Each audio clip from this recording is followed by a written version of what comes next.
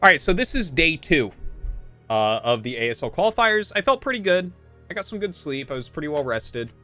And I was just, yeah, I felt nice. I also got a cool bracket where if I beat this guy, I get to play Poussin, who's one of my favorite Protoss pros from way back in the day. Poussin's one of the oldest players.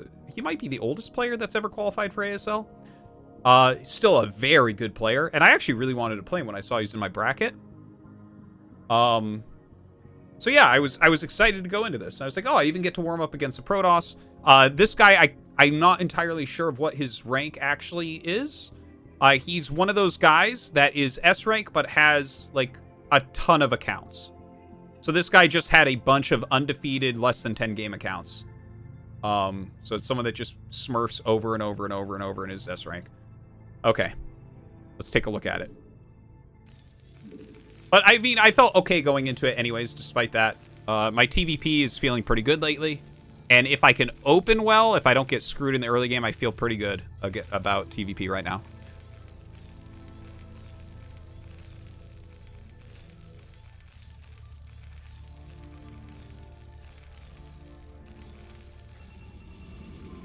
Okay, so cross spawn scout. Interesting.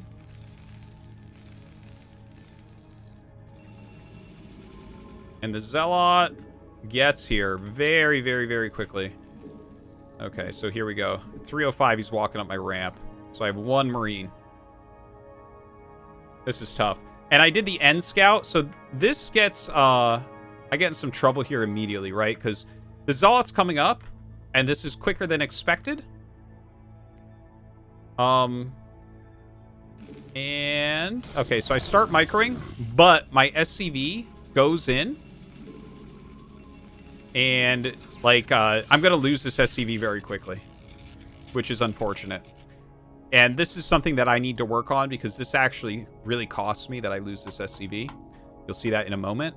And I have some other things set up for situations like this where I know my attention is so much in one area, I can't do something else. So set it up ahead of time. Like, for instance, when I get Zealot Rush like this, generally one of the first things I do is just tell an SCV to build a depot somewhere. Because you need that third depot and you're microing so hard that it's hard to take attention in the middle of your micro to do it.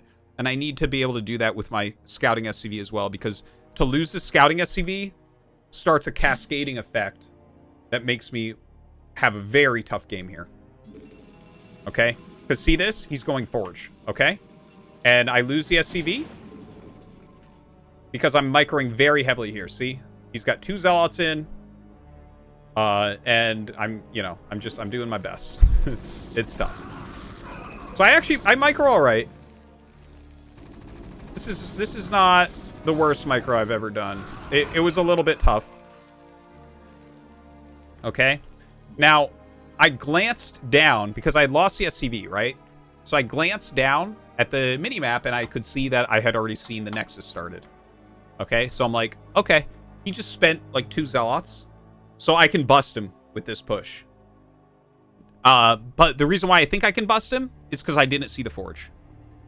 If I see the Forge here, I stop making units immediately and expand. So I send a bunch of SCVs.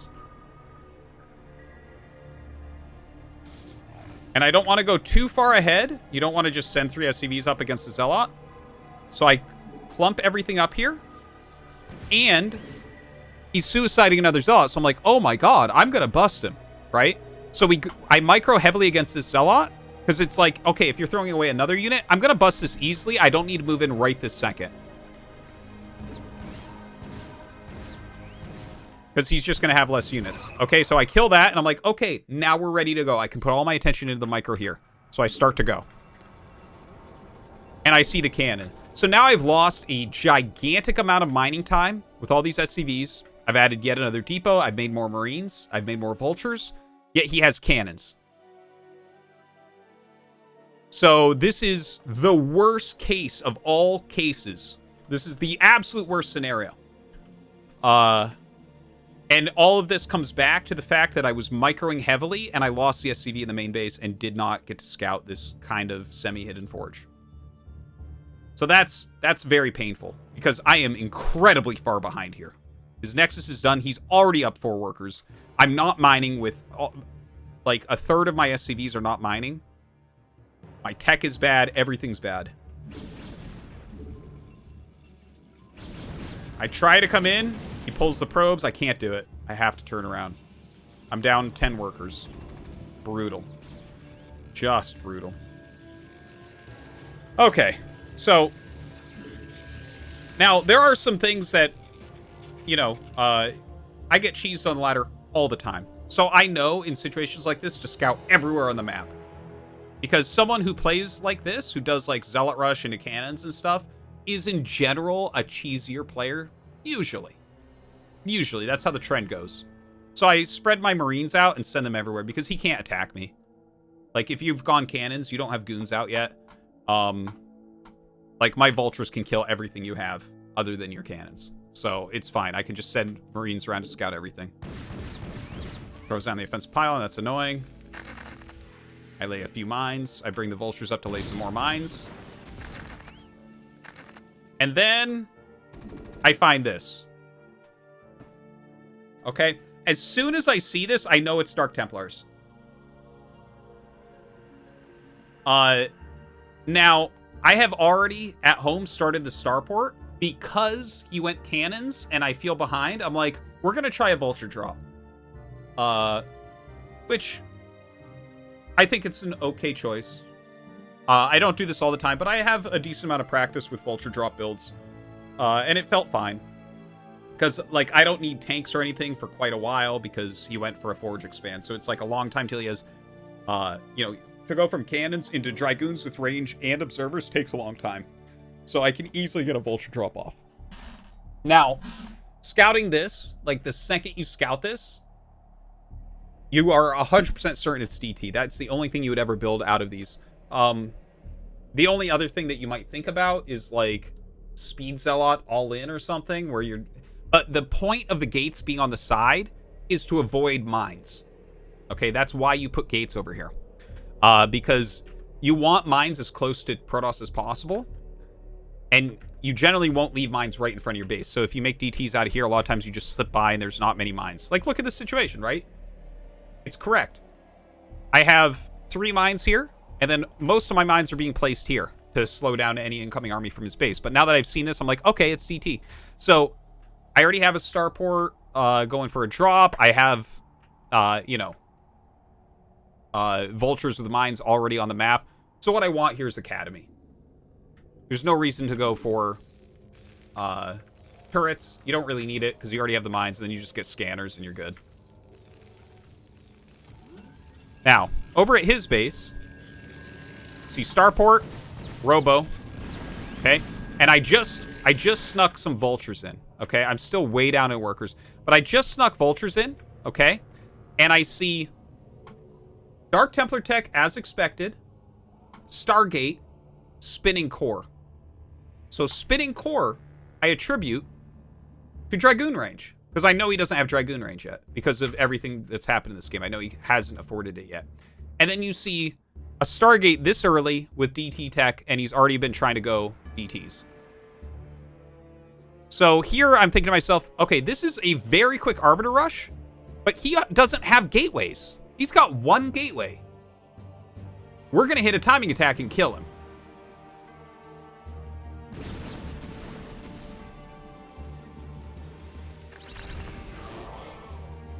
Tries to slip into DT. It doesn't work.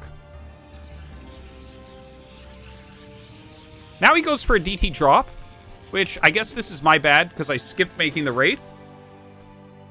Normally, when you do go up into Arbiters, you will eventually get Observers with it. So that's what I thought this would be for.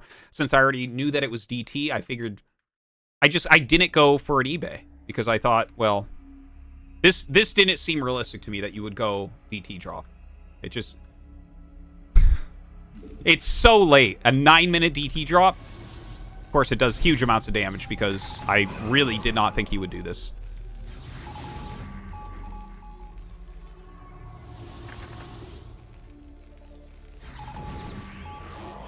Okay, also, notice I am going up to Science Facility. This is specifically because it's an Arbiter Rush, or so I think. Look at this. He's just making another Nexus down here.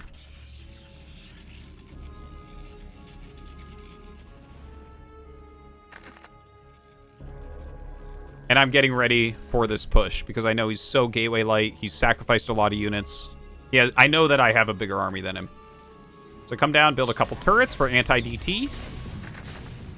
And then 3 carriers fly out. And I'm just like, I can't believe this. So he has a Zealot and a Dragoon. And here's 2 more Dragoons. That's his army. And he's making a Nexus here. And he's making a Nexus up here. So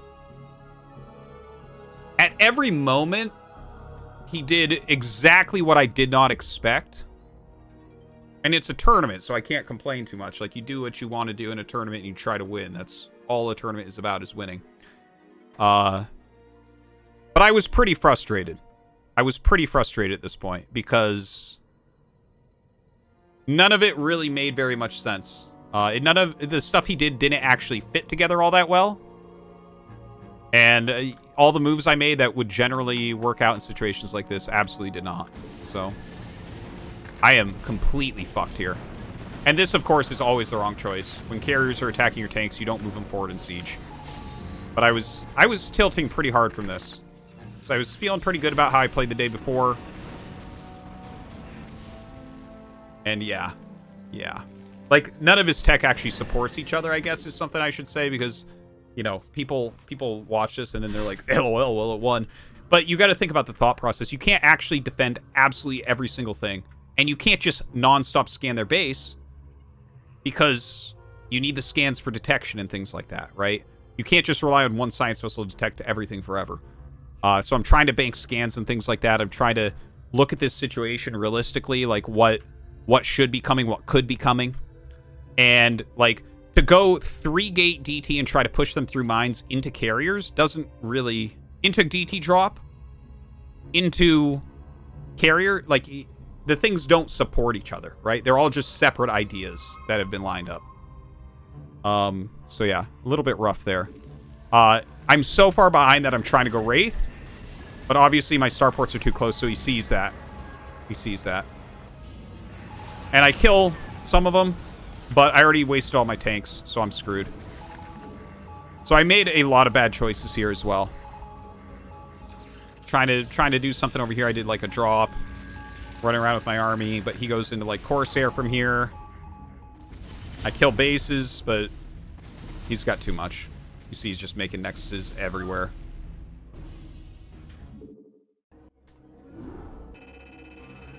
So that was game 1 against this guy.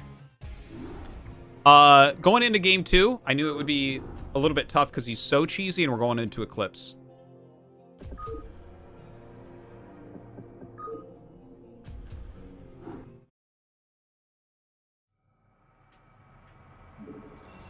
Going to game 2. So my thought here was, okay, let's open up as stable as I can. And my overall idea was get 4 factories, academy, armory on 2 base.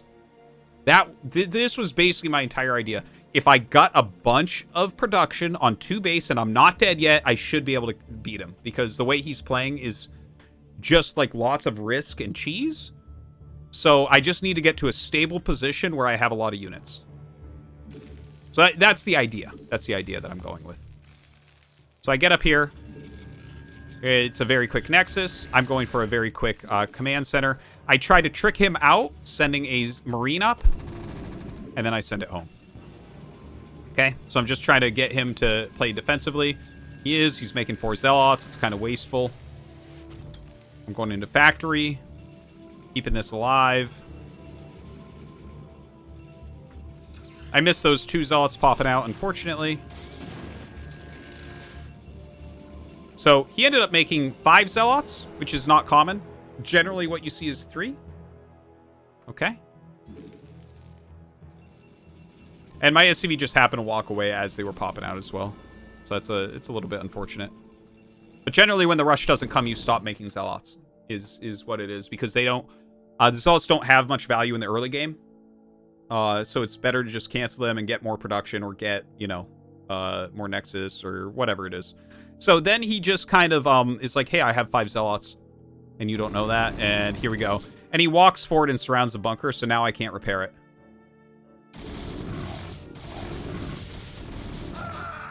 So this... Basically, I'm dead here.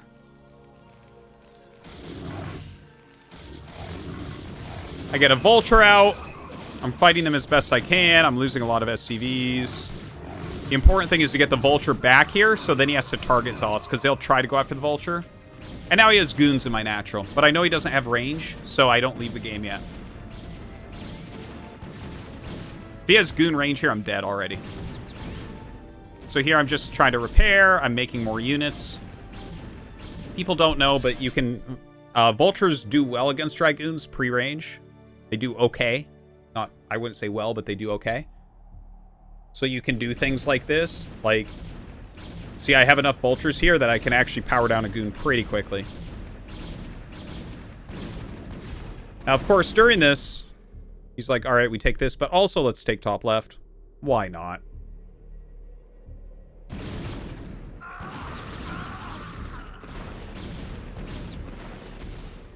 So that was a bit unfortunate. But I had to switch to tanks. Like, I can't sit there forever. I come down and fight with the SCVs and tanks. Okay, so I'm barely alive. He's up 15 workers. So it's kind of similar, right, to the previous game, where there's been several risks taken, and I'm just really far behind at the beginning of the game. And you can see that, like, it's some pretty massive risks. Like, he makes 5 Zealots and runs them in. If I block that at all, I'm ahead. He goes, you know, and obviously that's what got me into this terrible position. And then he goes, like, just throwing down Nexuses. I actually didn't even know he took this early. Again, this is the first time I'm watching these replays.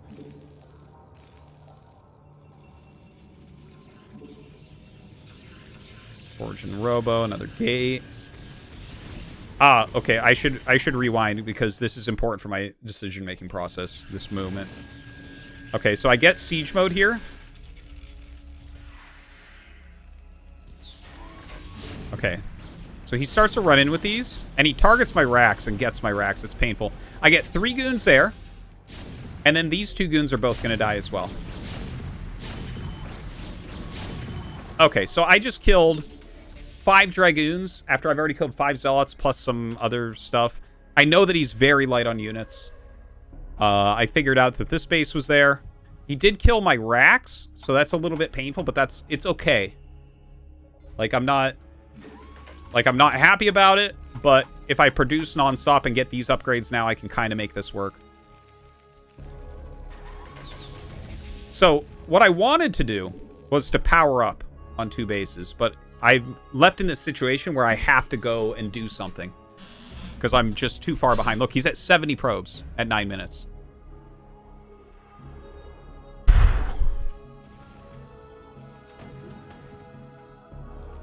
So we push out because I know he has very few units.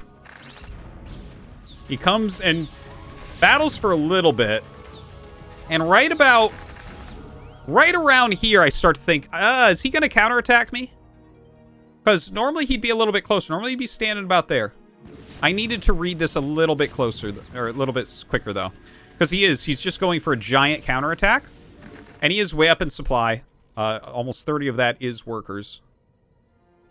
But we're getting into this base. And I was going Vulture nonstop here.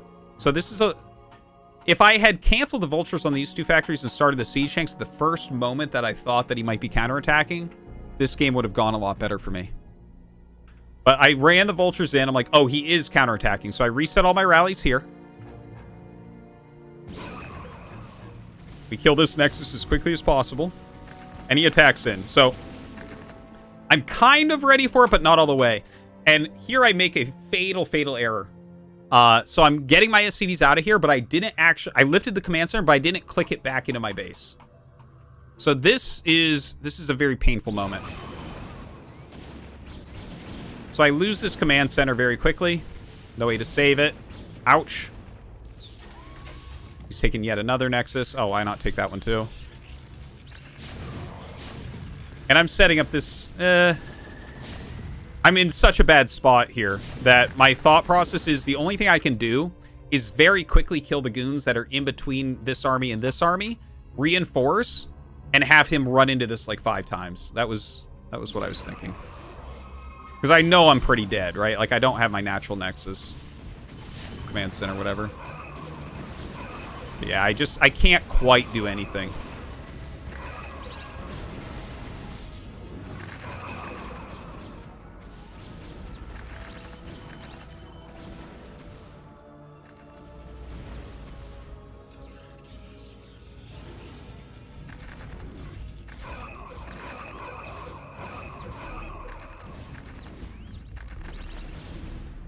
So yeah, I find another Nexus. He's just literally expanding to every spot on the map at this point.